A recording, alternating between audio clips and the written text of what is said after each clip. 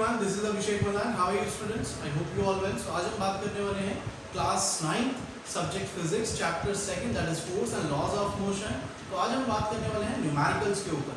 Previous videos में भी हमने कुछ न्यूमेरिकल के ऊपर डिस्कस करा था, तो आज हम उससे और फर्दर थोड़े और ज़्यादा टफेस्ट न्यूमेरिकल्स के ऊपर डिस्कस करेंगे। टफेस्ट इन द सेंस कि उनसे थोड़े से और ज़्यादा एडवांस। ओके, सो न्यूमेरिकल है बेटा, अ बस of mass 5000 kg start from rest. इस लाइन को समझना है कि एक बस है जिसका मास 5000 kg है, तो हमारे को उस बस का मास दे दिया गया है, कितना है 5000 kg।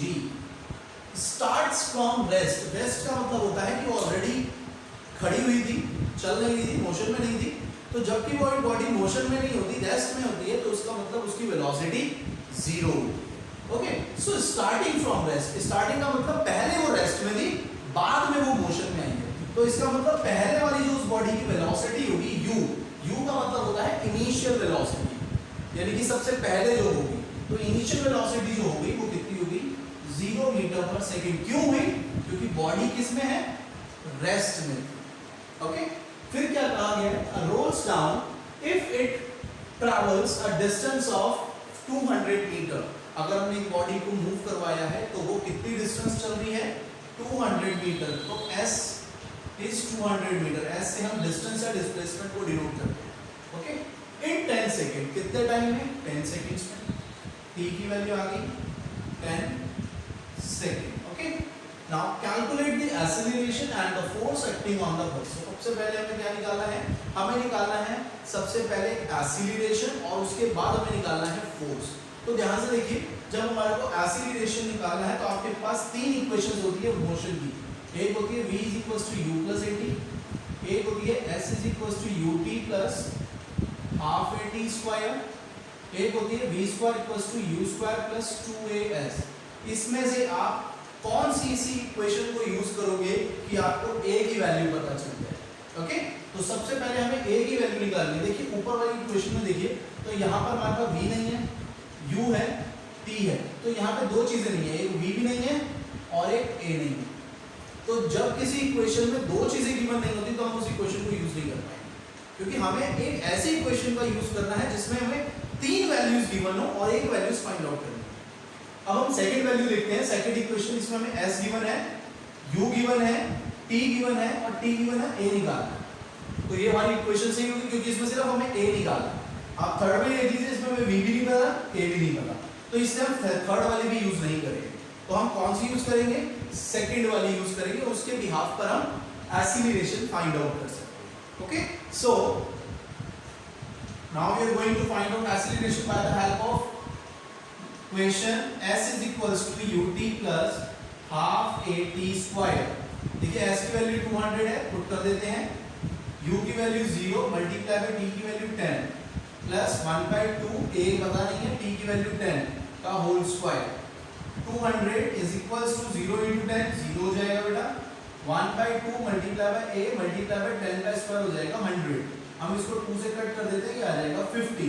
ओके, तो हमारे पास क्या बच गया? 200 = 50a, क्योंकि 0 तो हट जाएगा, कितना बच गया 1 मल्टीप्लाई बाय 50, 50 × a 50a, तो ये 50 अपॉन में आ जाएगा, तो a की वैल्यू आ जाएगी आपकी 4 मीटर पर सेकंड स्क्वायर। हमने 200 को 50 से डिवाइड कर दिया, हमें क्या मिल गया? एक्सीलरेशन मिल गया। Okay, so now what we have to find out? We have to find out force acting on a bus. So force का फार्मूला बेटा होता है F = ma। ये फार्मूला होता है फोर्स का।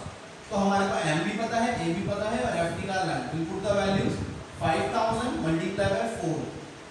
m की वैल्यू हमको 5000 क्वेश्चन में गिवन थी और a की वैल्यू हमने फाइंड आउट करी, that is 4 metre per second square. सो हमारे पास f की वैल्यू आ जाएगी 5 × 4 20,000 newton. That is the force required to move the bus. Okay,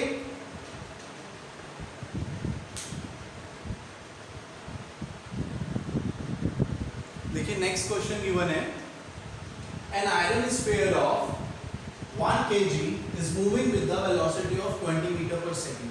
यहाँ पे आयरन स्फीयर का मतलब एक बॉल से है, बॉल है आपके पास, आयरन की है, उसका मास है कितना 1 kg। तो हमारे को मास मिल गया उस बॉल का कितना है 1 kg। is moving with the velocity of 20 metre पर सेकेंड।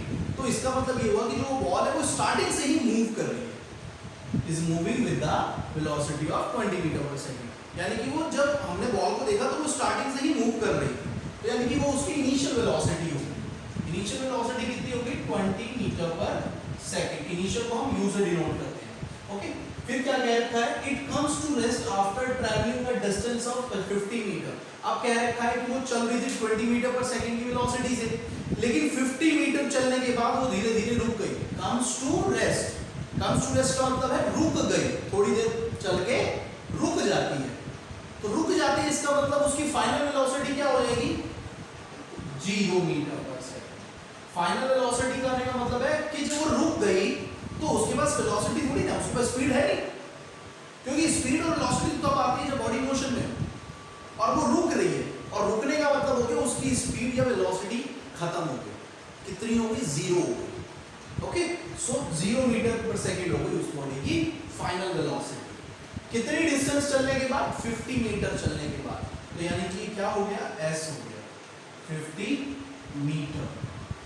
ओके, अब हमें क्या कह रखा है? Find the force of friction. अच्छा, यहाँ पे फ्रिक्शन वर्ड यूज कर रखा है। आपको मैं बता दूं, जो फोर्स ऑफ फ्रिक्शन होता है, फ्रिक्शन बेसिकली क्या है? फ्रिक्शन एक ऐसा फोर्स है जो मोशन के अपोजिट लगता है। यानी कि अगर बॉडी इधर जा रही है ना, तो फोर्स ऑफ फ्रिक्शन इधर लगेगा। हालांकि जो फोर्स होता है वो क्या कहते हैं कि फोर्स जिस डायरेक्शन में लगेगा बॉडी उस डायरेक्शन में मूव करती है। ऐसा बोलते हैं हम कि फोर्स जिस डायरेक्शन में लगाएंगे बॉडी उस डायरेक्शन में मूव करती है। लेकिन जो फोर्स ऑफ फ्रिक्शन होता है ये अपोजिट है। ये अपोजिट है, अपोजिट इन द सेंस कि जिस डायरेक्शन में मोशन होगा उस डायरेक्शन में फोर्स नहीं लगेगा, फोर्स दूसरी डायरेक्शन में लगेगा। अगर मोशन इधर है तो फोर्स इधर लगेगा, फोर्स ऑफ फ्रिक्शन। क्यों लगेगा? क्योंकि जो फोर्स ऑफ फ्रिक्शन होता है ये क्या करता है? बॉडी के मोशन को कम करता है, और कम तब कर सकता है जब ये एक दूसरे के अपोजिट लगेंगे। तभी तो देखिए बॉडी रुक रही है। क्या बोला है? It comes to rest. क्यों रुक रही है? क्योंकि हम उसके ऊपर फोर्स ऑफ फ्रिक्शन लगा रहे हैं। अगर हम फोर्स ऑफ फ्रिक्शन नहीं लगा रहे होते तो फिर ये रुकती नहीं बॉडी, फिर ये और चलती रहेगी। अब फोर्स ऑफ फ्रिक्शन लग रहा है, इसका मतलब क्या है कि थोड़ी दूर चल के धीरे धीरे करते करते उस बॉडी की वेलोसिटी धीरे धीरे कम हो रही है। जैसे स्टार्टिंग में 20 थी, फिर धीरे धीरे कम होती जाएगी, कितनी हो जाएगी? 0 हो जाएगी। क्यों हो जाएगी? क्योंकि उस बॉडी के ऊपर एक फोर्स ऑफ फ्रिक्शन वर्क कर रहा है। ओके, सो हमारे को ये सब चीजें गिवन है, हमें फोर्स निकालना है। अब आपको पता होना चाहिए कि फोर्स का फॉर्मूला क्या होता है। फोर्स का फॉर्मूला होता है F = ma। m पता है लेकिन a नहीं पता। a नहीं पता एक्सीलरेशन। एक्सीलरेशन सबसे पहले फाइंड आउट की जाएगी। अब एक्सीलरेशन फाइंड आउट करने के लिए हमारे पास ये तीन चीजें हैं। क्या क्या है? u है, v है, s है। अब हमें उन तीन फॉर्मूलाज में जाना पड़ेगा जो हमारे पास फॉर्मूला थे। एक था v = u + at। ये वाला फॉर्मूला यूज नहीं हो सकता। क्यों नहीं हो सकता? क्योंकि इसमें t और a दोनों ही गिवन नहीं। हमारे को बस u और v पता है, और हम ऐसी इक्वेशन चूज नहीं करेंगे जिसमें हमें दो चीजें निकालनी है। ओके, सो नेक्स्ट इक्वेशन होती है s = ut + ½ at²। Same as here बेटा, यहाँ पर ये t भी नहीं पता, a भी नहीं पता, फिर दो चीजें नहीं पता, ये भी नहीं लगाएंगे हम इक्वेशन। फिर लगाएंगे v² = u² + 2as।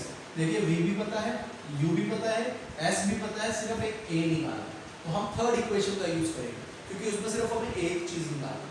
ओके, सो v की वैल्यू v² = u² + 2as। हम थर्ड वाली इक्वेशन का यूज करेंगे। v की वैल्यू होगी 0, 0 का स्क्वायर भी 0 होगा, u की वैल्यू होगी 20 का स्क्वायर प्लस 2 × a निकालना है, और s होगी आपकी 50। तो ये जाएगा बेटा 400 प्लस 50 × 2 100a। ये 400 इधर आके माइनस का हो जाएगा, तो ये जाएगा 0 - 400 = 100a।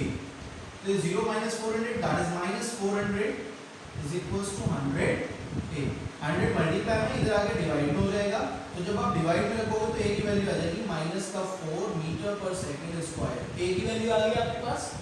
अब जब आपके पास a आ गया है, now we can use this formula F = ma। So we are having mass that is 1 kg multiply by a that is -4। तो आंसर आ गया बेटा आपका -4 newton force which is required to reduce the velocity of the body. Okay? So next question है आपका, a car of mass 1000 kg moving with the velocity of 36 kilometre per hour hits a ball. कहने का मतलब है कि एक car है जिसका मास 1000 kg है, आपको मास गिवन हो गया 1000 kg, moving with the velocity of 36 kilometre per hour, यानी कि ये बॉडी ऑलरेडी पहले से चल रही है, तो ये उसकी इनिशियल वेलोसिटी हो गई। तो कितनी वेलोसिटी से चल रही है? 36 किलोमीटर पर आवर। अब ध्यान से देखिए, ये क्या आ गया? किलोमीटर पर आवर आ गया। हमें इसे पहले एसआई यूनिट में चेंज करना पड़ेगा। SI unit means metre per second में चेंज करना पड़ेगा। तो आपको पता होना चाहिए जब किलोमीटर पर आवर होता है और उसको मीटर पर सेकंड में कन्वर्ट करना हो तो हमें मल्टीप्लाई करनी पड़ती है किससे? 5/18 से। तो हम वही करेंगे, 36 multiply by 5/18, now it converted in metre per second. अब ये मीटर पर सेकंड में कन्वर्ट हो जाएगा। तो 18 2 जा 36, u की वैल्यू आ गई आपकी 10 मीटर पर सेकंड। 5 2 जा 10 मीटर पर सेकंड, ये आपकी इनिशियल वेलोसिटी आ गई। ओके, फिर आगे क्या कहा था? Hits a ball and comes to rest in 5 second.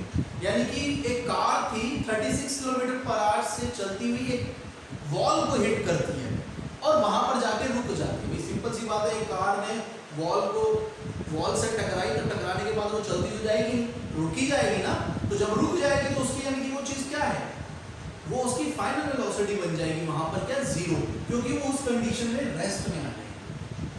जब कार किसी दीवार से टकराएगी तो दीवार से टकराने के बाद उसकी वेलोसिटी 0 हो जाएगी, क्योंकि वो रुक जाएगी, रेस्ट में आ जाएगी। ओके, तो उसकी फाइनल वेलोसिटी क्या हो जाएगी? 0 मीटर पर सेकंड। कितनी देर में? 5 सेकंड्स में। टाइम गिवन हो गया, यानी कि 5 सेकंड के अंदर वो क्या हो जाएगी? 20 मीटर की वेलोसिटी से चलते हुए 0 मीटर की वेलोसिटी पर आ जाएगी। Okay, so now what find the force exerted by the car on the wall. तो यानी कि उस कार ने उस वॉल के ऊपर कितना फोर्स लगाया, वो फोर्स आपको बताना है। अब आपको पता होना चाहिए फोर्स का फॉर्मूला होता है F = ma। m गिवन है लेकिन a गिवन नहीं है, तो सबसे पहले हमें a निकालना पड़ेगा इन सब चीजों का यूज करते हुए, VUT का। तो हमारे पास आपको पता होना चाहिए 3 इक्वेशंस होती हैं, उनमें से हमें कोई एक इक्वेशन यूज करनी है। तो मैं अब बता दे रहा हूँ आपको, हम यूज करेंगे पहली इक्वेशन, क्योंकि इसमें सिर्फ हमें a गिवन नहीं है, वही फाइंड आउट करना, बाकी सारी चीजें गिवन है। तो हमारे पास v की वैल्यू क्या आ गई? 0, u की वैल्यू भी 10 प्लस a हमें निकालना और t की वैल्यू होगी 5। मैंने लिखा नहीं यहाँ पे 5 सेकंड। ओके, सो ये 10 इधर आके माइनस का हो जाएगा, तो ये हो जाएगा 0 - 10 = a × 5। ओके, सो ये बच जाएगा बेटा आपके पास -10 = a × 5। 5 मल्टीप्लाई में इधर आके डिवाइड में हो जाएगा, तो आपके पास आ जाएगा a = -10/5, दैट इज 2। तो ये आ गया माइनस का 2 मीटर पर सेकंड स्क्वायर। ये हमारे पास एक्सीलरेशन आ गई। Now we have to find out the force. The formula for the force is F = ma, and the mass of the car is 1000 kg and acceleration produced is -2. So answer is -2000 Newton force is required, okay, to stop the car. Done?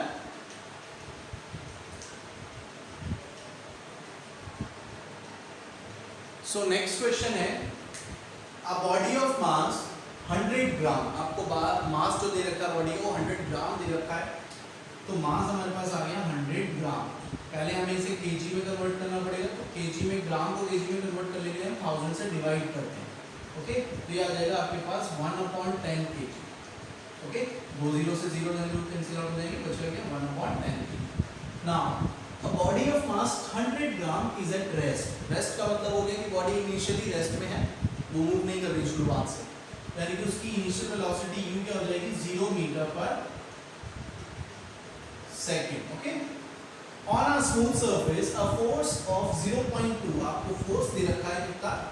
0.2 Newton, that is required on acting on that body for 5 seconds. p की value आपके पास आ रही क्या?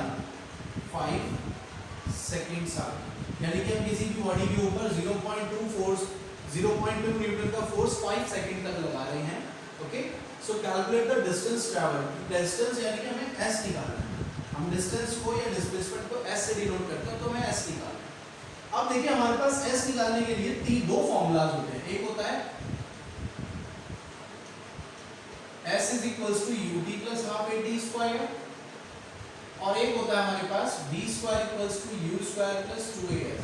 यहाँ से भी हम s निकाल सकते हैं, यहाँ से भी हम s निकाल सकते हैं। इन दो फॉर्मूला से हम s फाइंड आउट कर सकते हैं। अब देखिए हमें जब s फाइंड आउट करना है तो हमें जो गिवन है वो सबसे पहले हमें देखना है कि इन इक्वेशंस में हमें क्या-क्या चीज गिवन है। हमें u गिवन है 0। चलिए जी पहले वाली इक्वेशन को मानते हैं u गिवन हो गया, टाइम गिवन हो गया, टाइम गिवन है लेकिन a गिवन नहीं, तो इसमें दो चीजें गिवन है, क्या-क्या, s और a, दो चीजें गिवन नहीं है।